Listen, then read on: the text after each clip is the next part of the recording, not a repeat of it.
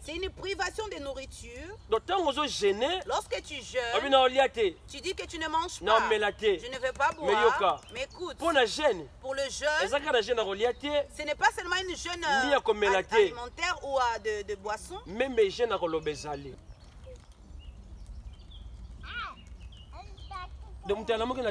Quelqu'un se réveille le matin, dit j'ai un jeûne de parler. Tu vas y arriver tel que tu parles, tel que tu aimes parler. Est-ce que tu vas y arriver? Tu vas être malade. Ce jeûne-là, normalement, est accompagné de prières. Jeûne non accompagné de prière. Tout jeûne qui est accompagné, qui n'est pas accompagné de la prière. Grève de faim. C'est une grève de faim. Tu peux imaginer que non, au Kangili boum. Imagine maintenant tu t'es privé dans ton ventre. Non, tu ne vais pas boire ni manger. Tel que tu es venu là. Tu n'as pas prié. Qu'est-ce que tu as fait? Grève de faim. Tu fais la grève de la faim. Serait mieux de rester à la maison. Tu es obligé. Tel que tu jeûnes. Pour que ton jeûne soit meilleur, efficace. Pour que ton jeûne soit efficace, faut prier. Accompagne-le par la prière. Lorsque nous jeûnons et nous prions, l'homme intérieur tombe, l'extérieur tombe et l'intérieur grandit. Je dis ceci. Chrétien. Tout chrétien. Les premiers, les 31. Qui commence du 1er au 31. Sans jeûner. Il n'est rien. Lorsque nous jeûnons, il y a une force qui vient à nous. Tel que tu as jeûné, tu fais faire grandir l'homme intérieur. Imagine. Tu cherches quoi, maman?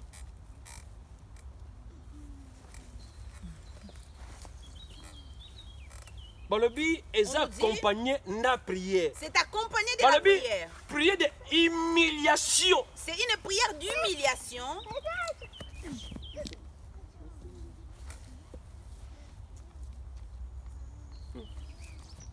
C'est accompagné de la prière. Qui est accompagné de la prière. Mais prière, il y a humiliation. On nous appelle les prières d'humiliation. Tel que nous sommes là, nous laissons les maisons. Nous avons jeûné. Nous sommes venus sur la forêt. La prière, il y a humiliation. Nous allons faire une prière d'humiliation. On nous dit privation de toutes les choses nécessaires. Privation de toute chose qui est nécessaire. Et utile. Ce qui est utile. Vous voyez quand quelqu'un jeûne, je nous ai dit ceci. Ferme ton internet. Pourquoi? Quelqu'un qui jeûne,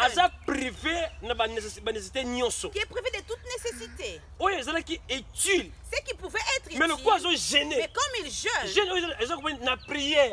jeûne est accompagnée de la prière. C'est une prière d'humiliation. Privé de toutes choses nécessaires. Qui est privé de toutes choses nécessaires. Lorsque tu viens à la forêt,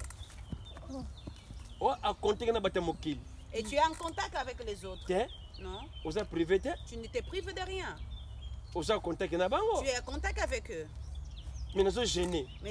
Je suis en contact avec quelqu'un, non? Lorsque quelqu'un jeûne, lorsqu'on nous dit qu'il est accompagné de prière, la prière, qu'est-ce que la prière? Quelqu'un qui a communication avec Dieu. Privation. Une privation. Si tu jeûnes, tu ne te prives pas, tu fais un mauvais jeûne. On a jeûne. Ésaïe 58. Ésaïe 58.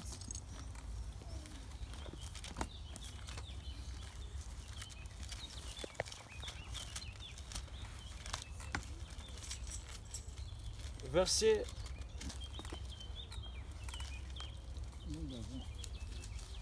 5 à 7. Ésaïe 58, verset 5 à 7. Du 5 au 7e verset. Amen. Amen.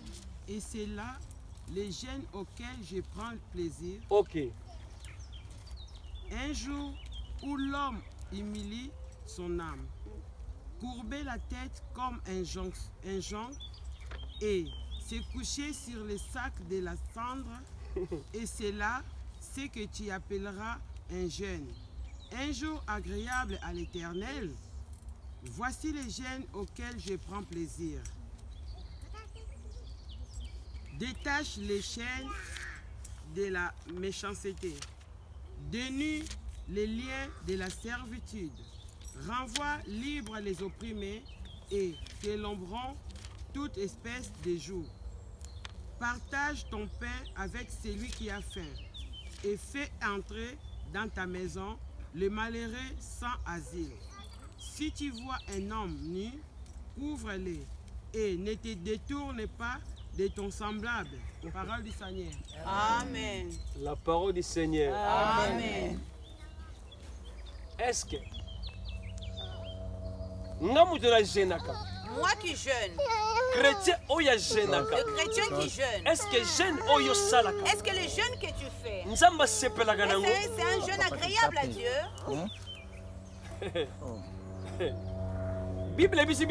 La Bible nous dit ceci. Jeûne qui est agréable à Dieu, qui prend plaisir à cela. La personne qui humilie son âme. Les jeunes auxquels je prends plaisir, prends ton pain, partage avec quelqu'un d'autre. Les jeunes auxquels je prends plaisir, détache de la servitude. Détache les personnes de la servitude.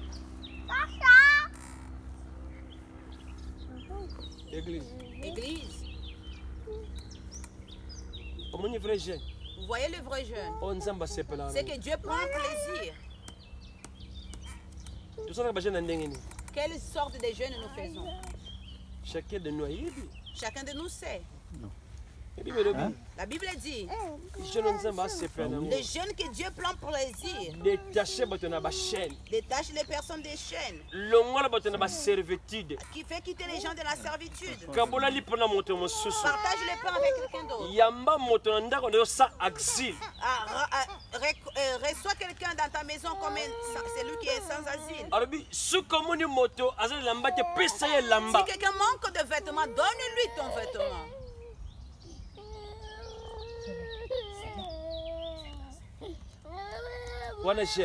Ça, c'est le vrai jeûne. On nous dit de jeûner. Tu te mets en action. Si tu ne comprends pas dans cette introduction, c'est un enseignement que je donne à l'église, au peuple de Dieu. Demain, ça va nous aider. J'aime ceux qui écrivent. Les prédications ne changent pas. Ce que je nous prêche aujourd'hui, moi aussi on m'a prêché. Dans l'aide du Saint-Esprit, donc tu peux aussi prêcher quelque part et les personnes sont bénies. Si tu ne prends pas des notes, c'est impossible. C'est impossible. Jeûner. Abstenir volontairement de manger. On ne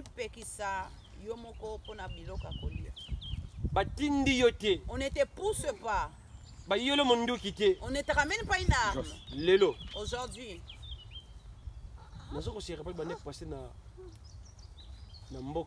Je me rappelais les années passées au pays. Je me pose la question. Est-ce que ici dans ce pays, c'est possible de se faire? Les jeûnes de 28 jours. Tu manges seulement des légumes et du pain. Et du thé. Ici en Europe. Est-ce que c'est possible de se faire? 28 jours. 28 jours. Il y a jeûne et prière. Les jeûnes et prières. Pourquoi? Le soir, vous prenez du thé et du pain. Vous prenez les légumes pendant 28 jours. Pendant 28 jours. Église. Peuple de Dieu. Est-ce que tu vas le faire? C'est possible. Amen. Que Dieu vous bénisse. Amen.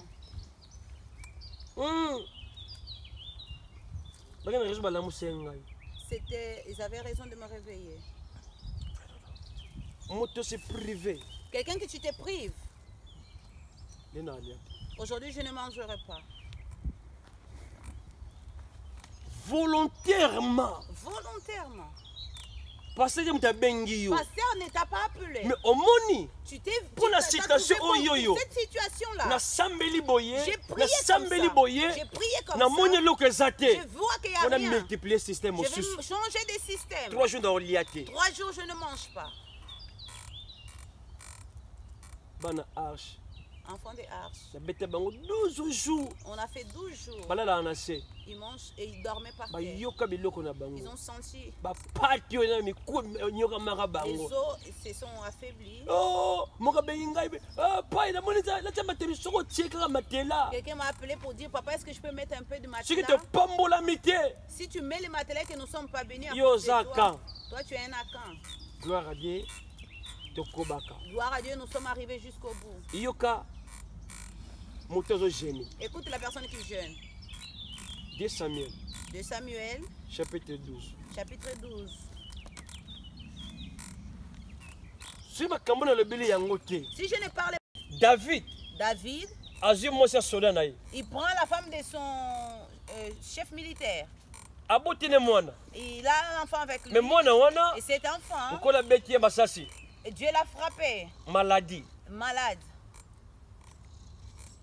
David, avec son argent, avec sa renommée, et avec tout le respect qu'on lui donne, mais l'enfant n'était pas guéri. La Bible dit, David, roi David, l'homme selon le cœur de Dieu, on nous dit, a gêné. Il a gêné. Mais tant qu'il a gêné, lorsqu'il gêne, il ne s'est pas couché sur un roi. Il s'est mis par terre. Pourquoi? Pour que l'enfant soit guéri. Peuple de Dieu. Des fois, nous-mêmes nous nous enfermons. Il y a certains secrets.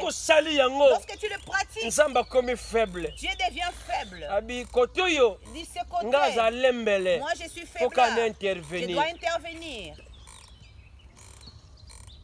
Depuis que l'année a commencé jusqu'à aujourd'hui, qui a déjà dormi par terre en cherchant la face de Dieu.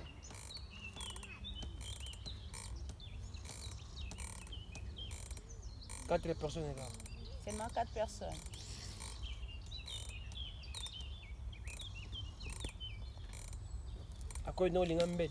Comme tu aimes ton lit, un lit cher, confortable.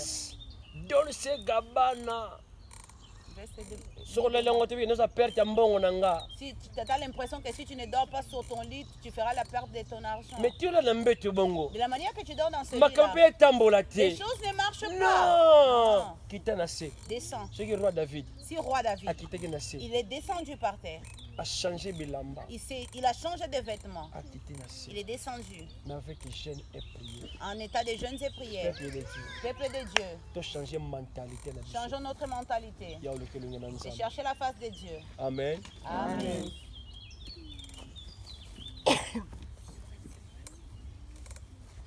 Humiliation les années. Qu'est-ce qui est humiliation? Action de humilier. L'action de s'humilier. La personne qui s'humilie. La personne qui a le jeûne. A gêné. Qui a jeûné. qui est devant Dieu, il faut une humilité. Il doit venir avec toute humilité. La personne qui a l'humilité, on n'enferme pas le cœur. L'humilité ouvre les portes. L'humilité amène la bénédiction. Qu'est-ce qu'il a dit Jacques? Dieu, il résiste aux orgueilleux. Mais pour les humbles, et pour les hommes, les personnes qui ont l'humilité, il leur fait grâce. Aujourd'hui, des fois tu es là, la présence de Dieu. Comment tu es? Mets-toi à genoux. Tu boudes. Toi, tu penses que c'est le pasteur qui parle. Qu'est-ce qu'il me montre? Écoute les gens de l'Europe. Après tout, je ne suis pas venu à l'Europe avec son argent. Je le sais. Je te donne un billet. Dans ce pays-là, il n'y a pas la mort. Dans ce pays-là, il n'y a pas de la maladie. Tu n'es venu à l'Europe avec ton argent, mais dans ta vie, tu as la maladie. Mais les billets que je te donne, si tu rentres dans ce pays, tu seras un homme joyeux, une femme joyeuse.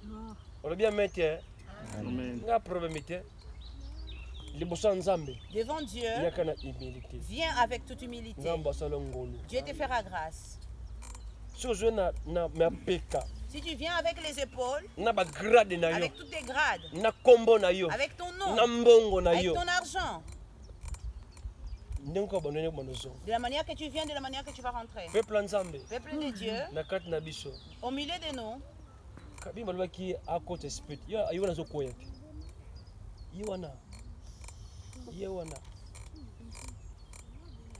bien. J'ai parlé au commencement. C'est quand tu es disposé, rentre à la maison. Quand tu as quand tu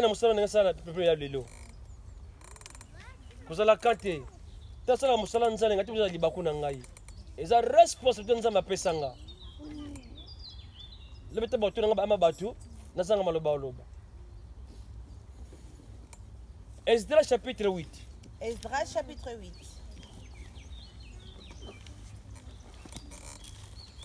Vous savez, les choses que nous vivons aujourd'hui, ça n'a pas commencé aujourd'hui. Salomon a dit, il n'y a rien de nouveau sous le soleil. Ah oui. Il n'y a rien de nouveau sous le soleil. Esdras dans la déportation. Dans tout ce temps, dans tout temps, il y a un homme que Dieu élève.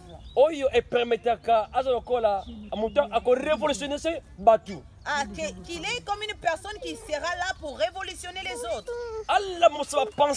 Pour faire réveiller la pensée des autres. Ici c'était Esdras. Il a dit non. Il va réveiller mes semblables. Que dans les pays que nous sommes, là où nous nous retrouvons, ce n'est pas notre pays. Notre pays existe. Nous devons nous révolter. Nous devons retourner chez nous.